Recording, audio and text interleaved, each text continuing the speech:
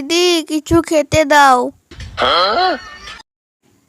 কদিন ধরে কিছু খাইনি। टमाटर खाओ टमाटर। ও ঠিক আছে, টমেটোই দাও।